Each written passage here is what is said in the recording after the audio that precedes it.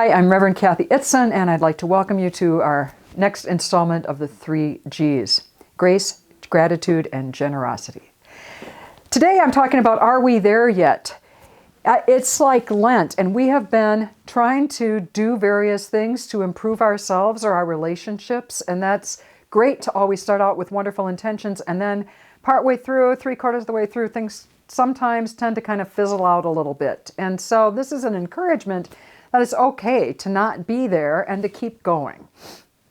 It reminded me of our sermon yesterday, my sermon yesterday, which was on the prodigal son, and referencing also the story of the lost coins and the lost sheep. And in two of those instances, Jesus is using the example of the shepherd and the woman who finds her lost coin, and then says, and heaven rejoices more out of these repentant people than anybody else who spends their life doing good, basically. And does not use the word repentant when talking about the prodigal son and the prodigal father, the father who extravagantly wastes all of his love and gives it away freely.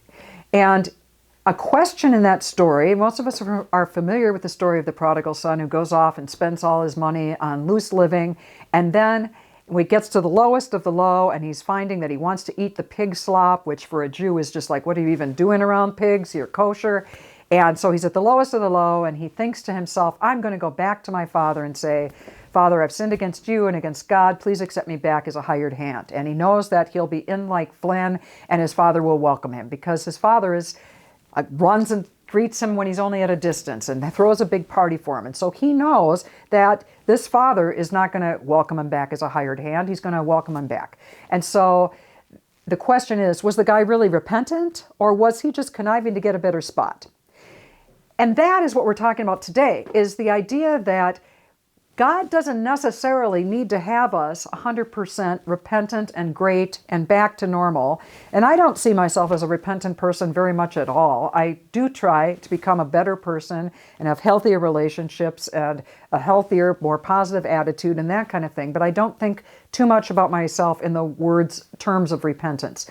But the thing for me is, if Jesus is using this as an example of God to say, everyone is welcome all the time, no matter where you are, that's great, because I'm usually not where I want to be. And that could be the case in Lent.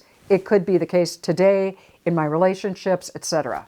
And it reminded me, one time when I was a director of a huge Sunday school program, a little kid came running up to me and said, Kathy, it's my birthday. And I said, well, fantastic. How old are you? And he said, 9 years old. And I said, that's great. 9 is wonderful. Look at all the things you can do at 9 that you couldn't do when you were younger. And isn't it great to be 9? And later on, I started thinking, you know what? It is great to be 9. And when somebody's 9, we don't expect them to be 20.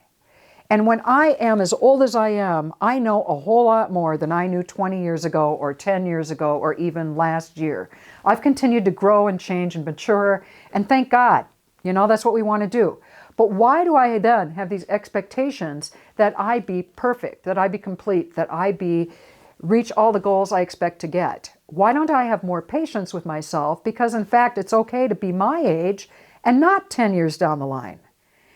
And then that leads into, why do I have these expectations of my children or other people, that they're at the same level that I am, when they're not anywhere near as old as I am or have had the same life experiences?